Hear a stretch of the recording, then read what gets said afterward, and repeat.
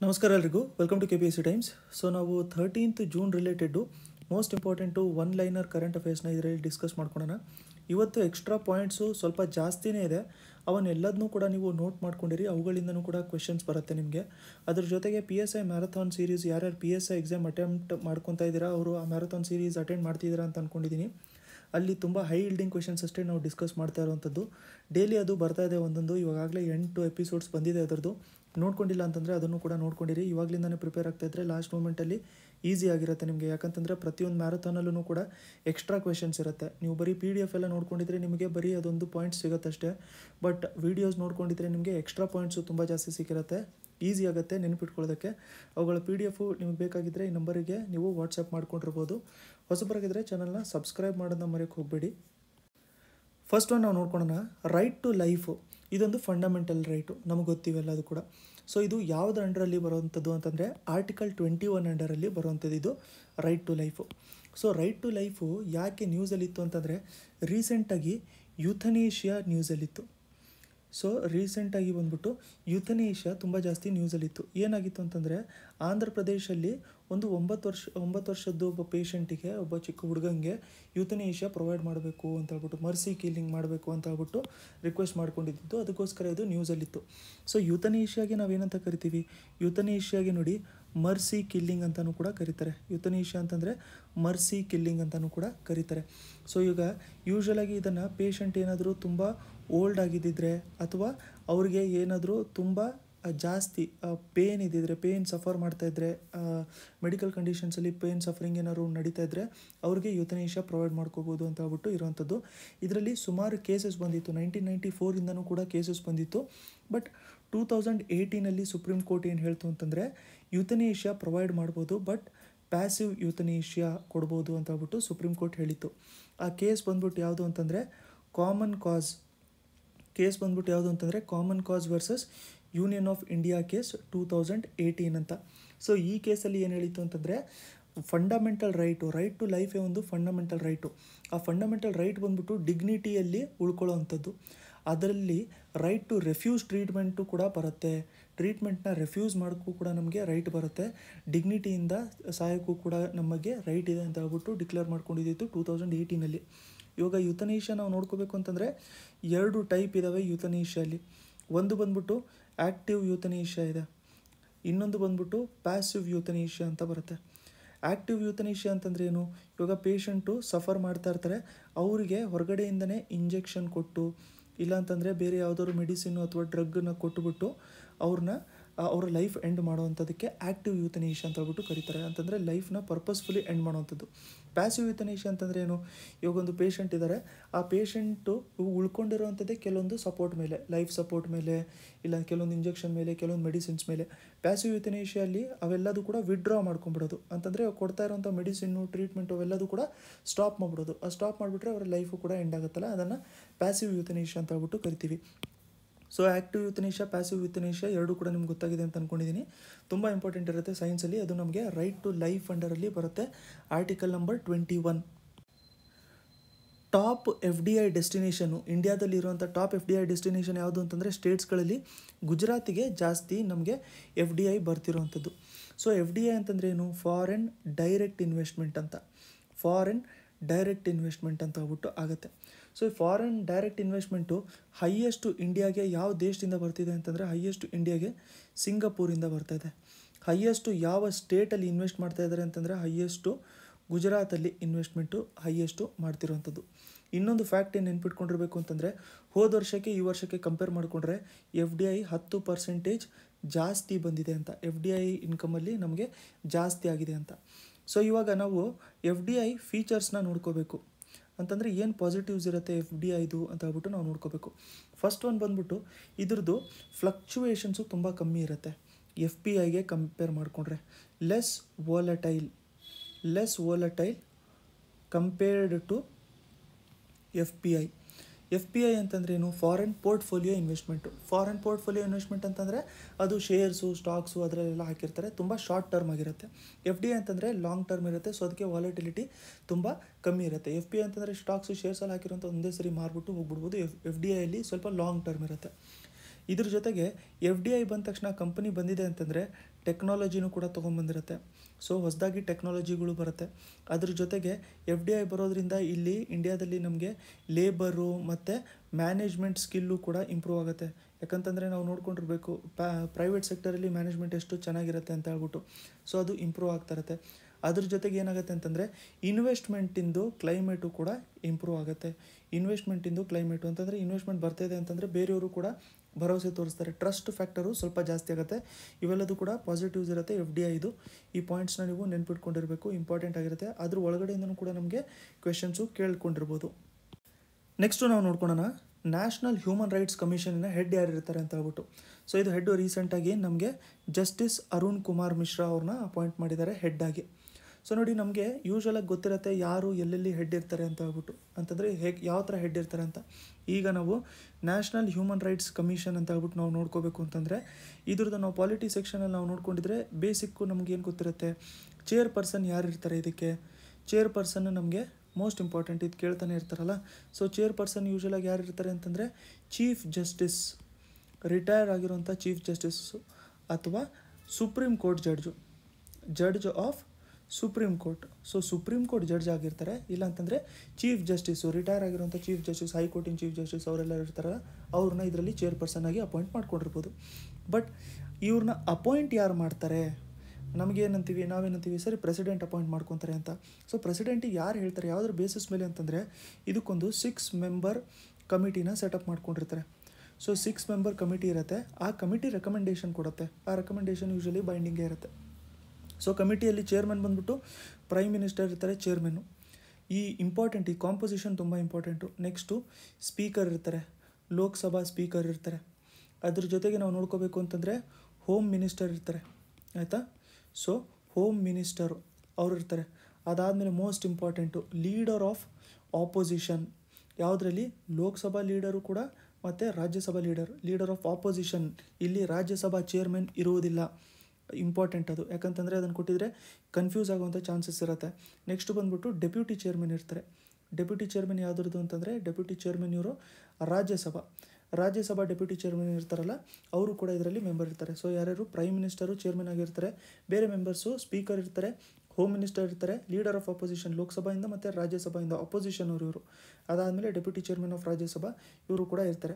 ಇವರೆಲ್ಲರೂ ಕೂಡ ರೆಕಮೆಂಡ್ ಮಾಡ್ತಾ ಇರ್ತಾರೆ. ಆ ರೆಕಮೆಂಡೇಷನ್ ಬೇಸಿಸ್ ಮೇಲೆ ಅಪಾಯಿಂಟ್ ಮಾಡುವಂಥದ್ದು. ಅದೇ ಥರ ಇವಾಗ ಹೊಸದಾಗಿ ಯಾರು ಅಪಾಯಿಂಟ್ ಆಗಿದ್ದಾರೆ ಅಂತಂದರೆ, ಈಗ ಹೊಸದಾಗಿ ಅಪಾಯಿಂಟ್ ಆಗಿರುವಂಥವ್ರು ಅರುಣ್ ಕುಮಾರ್ ಮಿಶ್ರಾ. ತುಂಬ ಇಂಪಾರ್ಟೆಂಟ್ ಆಗಿರುತ್ತಿದ್ದು.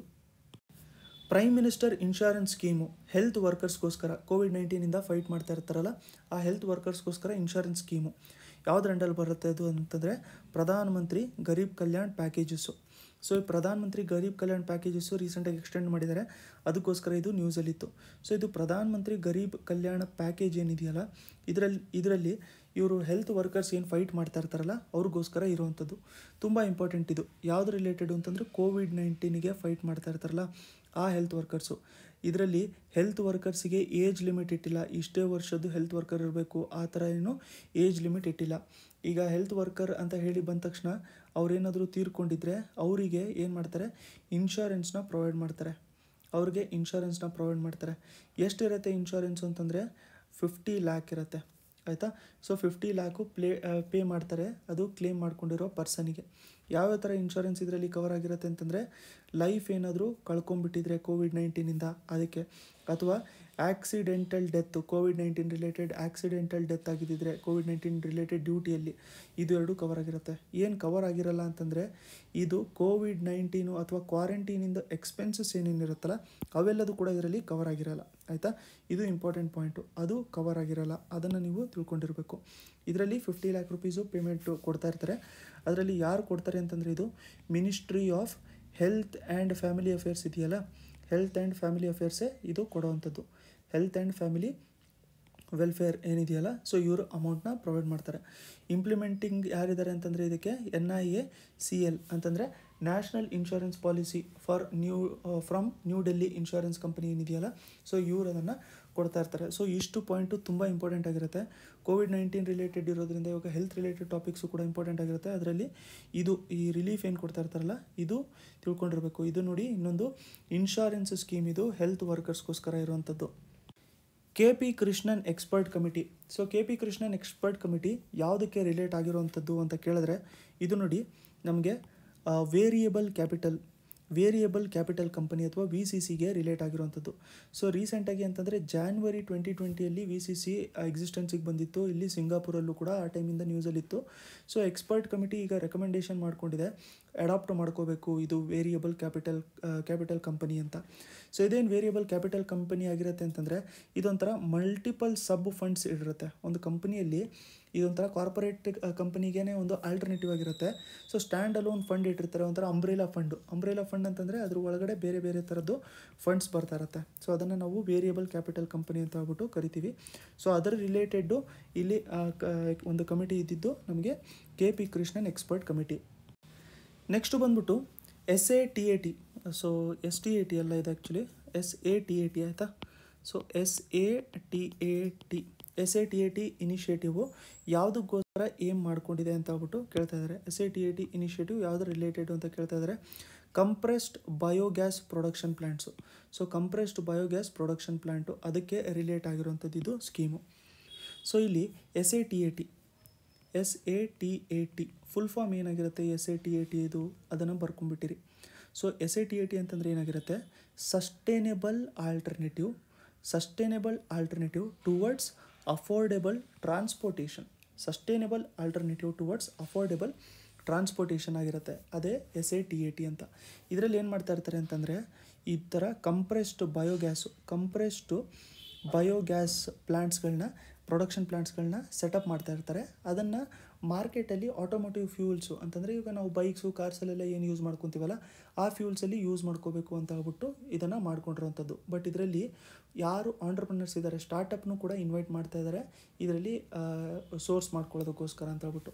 ನಾವು ಅದೇ ಈ ಥರ ಬಯೋಫ್ಯೂಲ್ ಈ ಥರದ್ದೆಲ್ಲ ಯೂಸ್ ಮಾಡ್ಕೊಂಡಿದ್ರೆ ಏನಾಗಿರುತ್ತೆ ಅಂತಂದರೆ, ಆಲ್ಟರ್ನೇಟಿವ್ ಎಲ್ಲ ಯೂಸ್ ಮಾಡ್ಕೊತಾ ಇದ್ದರೆ ಒಳ್ಳೆ ವೇಸ್ಟ್ ಮ್ಯಾನೇಜ್ಮೆಂಟ್ ಆಗ್ತಾ ಇರುತ್ತೆ. ಅದ್ರ ಜೊತೆಗೆ ನಾವು ನೋಡಬೇಕು ಅಂತಂದರೆ ಕಾರ್ಬನ್ ಎಮಿಷನ್ ಕಮ್ಮಿ ಆಗುತ್ತೆ. ಅದ್ರ ಜೊತೆಗೆ ಫಾರ್ಮರ್ಸ್ಗೆ ರೆವೆನ್ಯೂ ಎಕ್ಸ್ಟ್ರಾ ಬರುತ್ತೆ. ಆಂಟ್ರಪ್ರನರ್ಶಿಪ್ ಬರೋದ್ರಿಂದ ಸ್ಟಾರ್ಟಪ್ಗೂ ಬೂಸ್ಟ್ ಆಗುತ್ತೆ. ನಾವು ಹೊರಗಡೆಯಿಂದ ತರಿಸೋಂಥ ಕ್ರೂಡ್ ಆಯಿಲು ಕಮ್ಮಿ ಕೂಡ ಆಗುತ್ತೆ. ಅದಾದಮೇಲೆ ಕ್ರೂಡ್ ಆಯಿಲು ಪ್ರೈಸಸ್ ಯಾವ ಥರ ಚೇಂಜಸ್ ಆಗ್ತಾ ಇರುತ್ತೆ, ಅಲ್ಲಿ ಆ ಥರ ನಮಗೆ ಇಂಡಿಯಾದಲ್ಲೂ ಕೂಡ ಪ್ರೈಸಸ್ ಚೇಂಜ್ ಆಗ್ತಾ ಇರುತ್ತೆ. ಸೊ ಅದರಿಂದ ನಾವು ತರಿಸೋಂಥದ್ದೇ ಕಮ್ಮಿ ಆಗ್ತಾ ಇದ್ದರೆ ನಮಗೆ ಆ ಥರದ್ದು ಪ್ರೈಸ್ ಸ್ಟೆಬಿಲಿಟಿನೂ ಕೂಡ ಸಿಗ್ತಾ ಇರುತ್ತೆ. ಇವೆಲ್ಲದು ಬೆನಿಫಿಟ್ಸ್ ಇರುತ್ತೆ. ಬಟ್ SATAT ಇನಿಷಿಯೇಟಿವ್ ಯಾವುದಕ್ಕೆ ರಿಲೇಟೆಡು ಅಂತಂದರೆ ಅದು ಬಯೋಗ್ಯಾಸ್ ಪ್ರೊಡಕ್ಷನ್ಗೆ ರಿಲೇಟೆಡು ಅಂತ ನೋಡ್ಕೊಂಡಿರಿ. ಫಸ್ಟ್ ಹ್ಯೂಮನ್ ಕೇಸು H1ON3 ಇದು ಫಸ್ಟ್ ಹ್ಯೂಮನ್ ಕೇಸು ಎಲ್ಲಿ ಬಂದಿದೆ ಅಂತಂದರೆ, ಇವಾಗ ಬರೋ ಎಲ್ಲ ಕೇಸಸ್ಸು ಕೂಡ ಬರ್ತಾ ಇರೋವಂಥದ್ದು ಚೈನಾದಿಂದನೇ. ಸೊ ಚೈನಾದಲ್ಲಿ ಫಸ್ಟ್ ಹ್ಯೂಮನ್ ಕೇಸ್ ಬಂದಿದೆ. ಬಟ್ H1 ಸೊ ಇದೇನು ನಮಗೆ H1ON3 ಇದೆಯಲ್ಲ, ಇದ್ರ ಬಗ್ಗೆ ಕೆಲವೊಂದು ಪಾಯಿಂಟ್ ನೆನ್ಪಿಟ್ಕೊಂಡಿರಬೇಕು. ಅಷ್ಟೊಂದೇನು ಸಿವಿಯರ್ ಅಲ್ಲ ಇದು. ಸೊ ಎಕ್ಸಾಮಲ್ಲಿ ತುಂಬ ಸಿವಿಯರ್ ಇದು ಅಂತ ಹೇಳ್ಬಿಟ್ಟು ಕೇಳಿದ್ರೆ ಆ ಥರ ಏನು ಇರಲ್ಲ ಇದು. ಸೊ ಇದು ಕಮ್ಮಿ ಡ್ಯಾಮೇಜಸ್ ಮಾಡುತ್ತೆ ಪೌಲ್ಟ್ರಿಯಲ್ಲಿ. But human to human transmission ಆಗುವಂಥದ್ದು ಇದನ್ನು ಇವಾಗವರೆಗೂ ನೋಡಿಲ್ಲ. ಬಟ್ ಇವಾಗ ಫಸ್ಟ್ ಕೇಸ್ ಬಂದಿದೆ ಅಂತ ಹೇಳ್ಬಿಟ್ಟು ಹೇಳ್ತಾ ಇದ್ದಾರೆ. ಅದು ಚೈನಾದಲ್ಲಿ ಬಂದಿರೋವಂಥದ್ದು. ಸೊ ಅಷ್ಟೊಂದೇನು ಸಿವಿಯರ್ ಇಲ್ಲ ಅಂತ ಹೇಳ್ಬಿಟ್ಟು ಒಂದು ತಿಳ್ಕೊಂಡಿರ್ಬೇಕು ನೀವು. ನೆಕ್ಸ್ಟು ನಮಗೆ ಗೌರ್ಮೆಂಟ್ ಟಾರ್ಗೆಟ್ ಏನಿದೆ ಎಥನಾಲ್ ಬ್ಲೆಂಡಿಂಗ್ ಪೆಟ್ರೋಲಲ್ಲಿ ಅಂತ ಕೇಳಿದ್ರೆ 10% ಅಟ್ಲೀಸ್ಟು ಬ್ಲೆಂಡ್ ಮಾಡಬೇಕು ನಾವು 2022 ಒಳಗಡೆ ಅಂತ ಹೇಳ್ಬಿಟ್ಟು. ಸೊ ಇದು 20% ಇದೆ ಅಂತ ಹೇಳ್ಬಿಟ್ಟು ಹೇಳ್ತಾ ಇದ್ದೀರಾ. ಬಟ್ ಟಾರ್ಗೆಟ್ ಬಂದ್ಬಿಟ್ಟು ನೀವು ಕನ್ಫ್ಯೂಸ್ ಆಗಬಾರ್ದು, 2030ವರೆಗೂ ಏನೋ ಇಟ್ಕೊಂಡಿದ್ದಿತ್ತು ಅದನ್ನು. ಬಟ್ ಇವಾಗ 2022 ಒಳಗೆ 10% ಅಟ್ಲೀಸ್ಟು ಇದು ಬ್ಲೆಂಡ್ ಮಾಡ್ಕೋಬೇಕು ಅಂತ. ಸೊ ಇವಾಗ ನಾವು ಇಲ್ಲಿ ಎಥನಾಲ್ ಬ್ಲೆಂಡಿಂಗ್ ಪ್ರೋಗ್ರಾಮ್ನ ನಾವು ನೋಡ್ಕೋಬೇಕು ಅಂತಂದರೆ ಮೇಜರ್ಲಿ ಇದು ಎಥನಾಲ್ ಬ್ಲೆಂಡಿಂಗ್ ಯಾವುದಕ್ಕೆ ಯೂಸ್ ಮಾಡ್ತಾರೆ, ಎಥನಾಲ್ ಬರೋವಂಥದ್ದೇ ನಮಗೆ ಈ ಥರ ನಮಗೆ ಯಾವುದು ಆರ್ಗ್ಯಾನಿಕ್ ಕಾಂಪೌಂಡಿಂದನೇ ನಮಗೆ ಎಥನಾಲ್ ಬರುತ್ತೆ. ಅಂತಂದರೆ ನಮಗೆ ವೀಟಿಂದ ಬರುತ್ತೆ, ಅದಾದಮೇಲೆ ಶುಗರ್ ಕೇನು ವೀಟು, ಅದಾದಮೇಲೆ ಮೇಜು, ಇವುಗಳಿಂದ ನಾವು ಎಕ್ಸ್ಟ್ರಾಕ್ಟ್ ಮಾಡ್ಕೊತಾ ಇರ್ಬೋದು. ಅಂತಂದರೆ ಸ್ಟಾರ್ಚ್ ಕಂಟೆಂಟ್ ಇರಬೇಕು ಅದರಲ್ಲಿ. ಆ ಸ್ಟಾರ್ಚ್ ಕಂಟೆಂಟ್ ಇದ್ದರೆ ಅಷ್ಟೇ ನಮಗೆ ಅದರಿಂದ ಎಥನಾಲ್ ನಾವು ತಗೊಂಡಿರ್ಬೋದು ಅಂತ. ಸೊ ಇದನ್ನು ಪೆಟ್ರೋಲಿಗೆ ಕಂಪೇರ್ ಮಾಡಿಕೊಂಡ್ರೆ ಇದ್ರದ್ದು ಆಕ್ಟೇನು ಸ್ವಲ್ಪ ಜಾಸ್ತಿ ಇರುತ್ತೆ. ಸೊ ಈಗ ಆಕ್ಟೇನ್ ಅಂತಂದರೆ ಏನು, ಪ್ಯೂರಿಟಿ ಅಂತ ಹೇಳ್ಬಿಟ್ಟು ನೀವು ತಿಳ್ಕೊಂಡಿರ್ಬೋದು. ಇವಾಗ ಶೆಲ್ ಪೆಟ್ರೋಲ್ ಬಂಕಲ್ಲಿ ನೀವೇನಾದ್ರು ವಿಸಿಟ್ ಮಾಡ್ಕೊಂಡಿದ್ರೆ, ಇಲ್ಲಾಂತಂದರೆ ಬೇರೆ ಪೆಟ್ರೋಲ್ ಬಂಕು ಕೂಡ ನಿಮಗೆ ಹೈಯರ್ ಆಕ್ಟೇನ್ ಫ್ಯೂಲು ಕೊಡ್ತಾ ಇರ್ತಾರೆ. ಸೊ ಇದರಲ್ಲಿ ನಾವು ಎಕ್ಸಾಂಪಲ್ ಶೆಲ್ಲಲ್ಲಿ ನಾವು ತೊಗೋಬೇಕು ಅಂತಂದರೆ ನಾರ್ಮಲ್ ಪೆಟ್ರೋಲು ಕೂಡ ಕೊಡ್ತಾರೆ. ಇನ್ನೊಂದು ಬಂದ್ಬಿಟ್ಟು ವಿ ಪವರ್ ಅಂತ ಹೇಳ್ಬಿಟ್ಟು ಕೊಡ್ತಾರೆ. ಸೊ ವಿ ಪವರ್ ಸ್ವಲ್ಪ ಕಾಸ್ಟ್ಲಿ ಇರುತ್ತೆ ನಾರ್ಮಲ್ ಪೆಟ್ರೋಲ್ಕಿನ. ಯಾವುದಕ್ಕೋಸ್ಕರ ಕಾಸ್ಟ್ಲಿ ಇರುತ್ತೆ ಅಂತಂದರೆ ಇದು ಸ್ವಲ್ಪ ಇನ್ನೂ ಪ್ಯೂರ್ ಆಗಿರುತ್ತೆ ಅಂತ ಹೇಳ್ಬಿಟ್ಟು, ಹೈಯರ್ ಆಕ್ಟೇನ್ ಇರುತ್ತೆ. ಯಾವ ಥರ ಆಕ್ಟೇನ್ ಜಾಸ್ತಿ ಇರುತ್ತೆ ಆ ಥರ ಏನಿರುತ್ತೆ ಪ್ರೈಸಸ್ಸು ಕೂಡ ಜಾಸ್ತಿ ಇರುತ್ತೆ. ಸೊ ಎಥನಾಲ್ ಬ್ಲೆಂಡ್ ಮಾಡಿದ್ರೆ ಇದು ಕೂಡ ಹೈಯರ್ ಆಕ್ಟೇನ್ ಬರುತ್ತೆ ಅಂತ ಹೇಳ್ಬಿಟ್ಟು ಹೇಳ್ತಾ ಇರ್ತಾರೆ. ಸೊ ಈಗ ಹೈಯರ್ ಆಕ್ಟೇನ್ ಬಂದುಬಿಟ್ರೆ ಎಮಿಷನ್ನು ಕೂಡ ಕಮ್ಮಿ ಆಗುತ್ತೆ. ಸೊ ಈ ಪ್ರೋಗ್ರಾಮ್ ಎಥನಾಲ್ ಬ್ಲೆಂಡಿಂಗ್ ಪ್ರೋಗ್ರಾಮು ಏನಿದೆಯಲ್ಲ, ಎಥನಾಲ್ ಬ್ಲೆಂಡೆಡ್ ಪೆಟ್ರೋಲ್ ಪ್ರೋಗ್ರಾಮು 2003ಯಲ್ಲೇ ಇದನ್ನು ಲಾಂಚ್ ಮಾಡ್ಕೊಂಡ್ಬಿಟ್ಟಿದ್ರು. ಸೊ ಅಟ್ಲೀಸ್ಟ್ ಎಲ್ಲ ಸ್ಟೇಟು ಯೂನಿಯನ್ ಟೆರಿಟರೀಸ್ಗೂ ನೋಟಿಫೈ ಮಾಡ್ಕೊಂಡಿದ್ರು 5% ಅಟ್ಲೀಸ್ಟ್ ನೀವು ಬ್ಲೆಂಡ್ ಮಾಡಬೇಕು ಅಂತ. ಬಟ್ ಇದನ್ನು ಓವರ್ ಆಲ್ ಇಂಡಿಯಾಗೆ ಈಗ ಎಕ್ಸ್ಟೆಂಡ್ ಮಾಡಿದ್ದಾರೆ. ಬಟ್ ಇದರಲ್ಲಿ ಅಂಡಮಾನ್ ಆ್ಯಂಡ್ ನಿಕೋಬಾರ್ ಐಲ್ಯಾಂಡ್ಸು ಮತ್ತು ಲಕ್ಷದ್ವೀಪ್ ಐಲ್ಯಾಂಡು ಇನ್ಕ್ಲೂಡ್ ಆಗಿಲ್ಲ. ಇದು ಪಾಯಿಂಟು ನೀವು ನೆನ್ಪಿಟ್ಕೊಂಡಿರಬೇಕು. ಓವರ್ ಆಲ್ ಇಂಡಿಯಾ ಇನ್ಕ್ಲೂಡ್ ಆಗಿದೆ, but Andaman and Nicobar islands ಮತ್ತು ಲಕ್ಷದ್ವೀಪ್ ಐಲ್ಯಾಂಡ್ಸು ಇದರಲ್ಲಿ ಇನ್ಕ್ಲೂಡ್ ಆಗಿಲ್ಲ. ಹೈಯರ್ ಆಕ್ಟೇನ್ ಇರುತ್ತೆ, ಕಮ್ಮಿ ಇದರಲ್ಲಿ ಪೊಲ್ಯೂಷನ್ ಕೂಡ ಕಾಸ್ ಮಾಡ್ತಾ ಇರುತ್ತೆ. ನೆಕ್ಸ್ಟು ನಾವು ಈ ಲಿಥಿಯಂ ಟ್ರಯಾಂಗಲ್ ಅಂತ ಇರುವಂಥ ದೇಶಗಳು ಯಾವುದ್ಯಾವುದು ಅಂತ ನಾವು ನೋಡ್ಕೊಳ್ಳೋಣ. ಸೊ ಮೋಸ್ಟ್ ಇಂಪಾರ್ಟೆಂಟ್ ಲಿಥಿಯಂ ಟ್ರಯಾಂಗಲಲ್ಲಿ 3 ದೇಶ ಬರುತ್ತೆ. ಟ್ರಯಾಂಗಲ್ ಅಂದ್ರೇ 3 ಅಲ್ವಾ? ಅದರಲ್ಲಿ ಯಾವ್ದಾದ್ರು ಬರುತ್ತೆ? ಅರ್ಜೆಂಟೀನಿಯಾ, ಬೊಲಿವಿಯಾ ಮತ್ತು ಚಿಲಿ. ಇದನ್ನು ಜಾಗ್ರಫಿ ಮ್ಯಾಪ್ ಪ್ರಕಾರ ಕಂಪ್ಲೀಟಾಗಿ ಇದನ್ನು ನಾವು ನೋಡ್ಕೊಳ್ಳೋಣ ಯಾವ್ಯಾವ ಥರ ಇದೆ ಅಂತ ಹೇಳ್ಬಿಟ್ಟು. ಇವಾಗ ನೆಕ್ಸ್ಟ್ ಸ್ಲೈಡಲ್ಲಿ ಇಂಡಿಯಾದಲ್ಲೂ ಕೂಡ ಎಲ್ಲೆಲ್ಲಿ ರಿಸೋರ್ಸಸ್ಸು ಇದ್ದಾವೆ ಅಂತ ಹೇಳ್ಬಿಟ್ಟು ನಾವು ನೋಡ್ಕೊಳ್ಳೋಣ. ಇವತ್ತಿನ ಟಾಪಿಕ್ ಬಂದ್ಬಿಟ್ಟು ಸ್ಟ್ರೇಟ್ಸ್ ಆಫ್ ದ ವರ್ಲ್ಡು. ಇದನ್ನು ಸಪ್ರೇಟ್ ವೀಡಿಯೋಲಿ ಮಾಡ್ಕೊಳ್ಳೋಣ, ಯಾಕಂತಂದರೆ ಇದು ಇವಾಗ ನಾವು ಈ ಲಿಥಿಯಂ ಬಗ್ಗೆ ನೋಡ್ಕೋಬೇಕು ಅಂತಂದರೆ ಸ್ವಲ್ಪ ಉದ್ದ ಆಗೋಗ್ಬಿಡುತ್ತೆ. ನೆನ್ನೆ ಡಿಸ್ಕಸ್ ಮಾಡ್ಕೊಂಡಿರೋಂಥ ಕರೆಂಟ್ ಅಫೇರ್ಸಲ್ಲಿ ಕಾರ್ಪ್ಯಾಟ್ ಬಗ್ಗೆ ನಾವು ಮೆನ್ಷನ್ ಮಾಡ್ಕೊಂಡಿದ್ವಿ. ಕಾರ್ಪ್ಯಾಟು ಇದು ಯಾವ ಮಧ್ಯದಲ್ಲಿರುವಂಥ ಎಕ್ಸಸೈಸ್ ಅಂತ ನಿಮಗೆ ಗೊತ್ತಿದ್ರೆ ಕಮೆಂಟ್ ಸೆಕ್ಷನಲ್ಲಿ ಕಮೆಂಟ್ ಮಾಡ್ಕೊಂಡಿರಿ. PDFs ನಿಮಗೆ ಈ ನಂಬರಿಗೆ ಕಾಂಟ್ಯಾಕ್ಟ್ ಮಾಡ್ಕೊಂಡಿದ್ರೆ ಸಿಕ್ಕಿರುತ್ತೆ. ಇವಾಗ ಲಿಥಿಯಂ ಟ್ರಯಾಂಗಲ್ ನೋಡ್ಕೊಳ್ಳೋಣ ನಾವು. ಸೊ ಈಗ ಲಿಥಿಯಂ ರಿಸೋರ್ಸಸ್ಸು ಎಲ್ಲೆಲ್ಲಿದೆ ವರ್ಲ್ಡಲ್ಲಿ, ಅದಕ್ಕಿಂತ ಮುಂಚೆ ಲಿಥಿಯಂ ಟ್ರಯಾಂಗಲ್ ಇದು ತುಂಬ ಇಂಪಾರ್ಟೆಂಟು. ಈ ಲಿಥಿಯಂ ಟ್ರಯಾಂಗಲಿಂದ ನಮಗೆ ಜಾಸ್ತಿ ಲಿಥಿಯಂ ಬರುವಂಥದ್ದು. ಸೊ ಲಿಥಿಯಂ ಅಂದರೆ ಏನು? ನಾವಾಗ ಫೋನಲ್ಲಿ ಯೂಸ್ ಮಾಡ್ಕೊಳ್ಳೋಂಥ ಬ್ಯಾಟ್ರಿ, ಅದಾದಮೇಲೆ ಲ್ಯಾಪ್ಟಾಪ್ಗಳಲ್ಲಿ ಯೂಸ್ ಮಾಡ್ಕೊಳ್ಳೋಂಥ ಬ್ಯಾಟ್ರಿ, ಅದಾದಮೇಲೆ ನಾವು ಇವಾಗ ಎಲೆಕ್ಟ್ರಿಕ್ ವೆಹಿಕಲಲ್ಲಿ ಯೂಸ್ ಮಾಡ್ಕೊಳ್ಳೋಂಥ ಬ್ಯಾಟ್ರಿ ಎಲ್ಲದೂ ಕೂಡ ಲಿಥಿಯಂ ಅಯೋನ್ ಅಂತ ಹೇಳ್ಬಿಟ್ಟೆ ನಾವು ಕರಿತಾ ಇರ್ತೀವಿ. ಸೊ ಇದು ಲಿಥಿಯಂ ಟ್ರಯಾಂಗಲ್ ಅಂತಂದರೆ ಇಲ್ಲಿ ಸೌತ್ ಅಮೆರಿಕಾ, ಇದು ನಾರ್ತ್ ಅಮೆರಿಕಾ ಇರುವಂಥದ್ದಲ್ಲ, ಇದು ಸೌತ್ ಅಮೆರಿಕಾ ಈ ರೀಜನಲ್ಲಿ ಇರುವಂಥ 3 ದೇಶಗಳು. ಅವನ್ನು ನಾವೇನಂತ ಕರಿತೀವಿ? ಲಿಥಿಯಂ ಟ್ರಯಾಂಗಲ್ ಅಂತ ಹೇಳ್ಬಿಟ್ಟು ಕರಿತೀವಿ. ಸೊ ಅದು ಯಾವ್ಯಾವ ದೇಶ ಅಂತ ಹೇಳ್ಬಿಟ್ಟು ನಾವು ಇವಾಗ ಇಲ್ಲಿ ನೋಡ್ಕೊಳ್ಳೋಣ. ಇಲ್ಲಿ 3 ದೇಶ ಯಾವುದ್ಯಾವುದು ಅಂತಂದರೆ ಚಿಲ್ಲಿ, ಅದಾದಮೇಲೆ ನಮಗೆ ಬೊಲಿವಿಯಾ, ಚಿಲಿ, ಅದಾದಮೇಲೆ ಇಲ್ಲಿ ಬೊಲಿವಿಯಾ, ಅದಾದಮೇಲೆ ಇಲ್ಲಿ ಅರ್ಜೆಂಟೀನಾ. ಸೊ ಈ ದೇಶಗಳು ಮೀಟ್ ಆಗುತ್ತಲ್ಲ, ಸೊ ಈ ಬಾರ್ಡರು, ಈ ರೀಜನಲ್ಲಿ ತುಂಬ ಜಾಸ್ತಿ ನಮಗೆ ಲಿಥಿಯಂ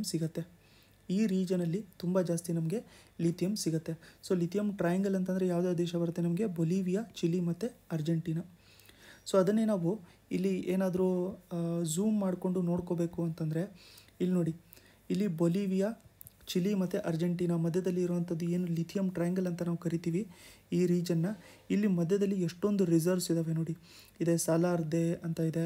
ಸೊ ಅವ್ರವ್ರ ಹೆಸರಲ್ಲಿ ಇಟ್ಕೊಂಡಿದ್ದಾರೆ. ಸೊ ಪ್ರೊನೌನ್ಸಿಯೇಷನ್ ಬರೋಲ್ಲ, ಬಟ್ ರಿಸರ್ವ್ಸು ಇಲ್ಲಿ ತುಂಬ ಜಾಸ್ತಿ ಇದ್ದಾವೆ ಅಂತ ಹೇಳ್ಬಿಟ್ಟು ನೀವು ತಿಳ್ಕೊಂಡಿರಬೇಕು. ಸೊ ಇದನ್ನು ನಾವೇನಂತ ಕರಿತೀವಿ? ಇದನ್ನು ನಾವು ಲಿಥಿಯಂ ಟ್ರಯಾಂಗಲ್ ಅಂತ ಹೇಳ್ಬಿಟ್ಟು ಕರಿತೀವಿ. ಆ ಲಿಥಿಯಂ ಟ್ರಯಾಂಗಲ್ ಆದಮೇಲೆ ನೋಡಿ, ಫಸ್ಟ್ ಆಫ್ ಆಲು ನಾವು ಈ ಮೆಟಲ್ಸ್ ಏನೇನು ಇರ್ತಾವಲ್ಲ, ಸ್ಟ್ರಾಟಜಿಕ್ ಮಿನರಲ್ಸ್ ಅಂತ ಹೇಳ್ಬಿಟ್ಟು ಕರಿತೀವಿ ಇವನ್ನು. ಸೊ ಇದನ್ನು ಸ್ಟ್ರಾಟಜಿಕ್ ಮಿನರಲ್ಸ್ ಅಂತ ಕರಿತೀವಿ. ನೀವು ನ್ಯೂಸ್ ಪೇಪರಲ್ಲೂ ಕೂಡ ಓದಿರ್ಬೋದು, ಸ್ಟ್ರಾಟಜಿಕ್ ಮಿನರಲ್ಸ್ ಅಂತಲೇ ಮೆನ್ಷನ್ ಮಾಡಿರ್ತಾರೆ.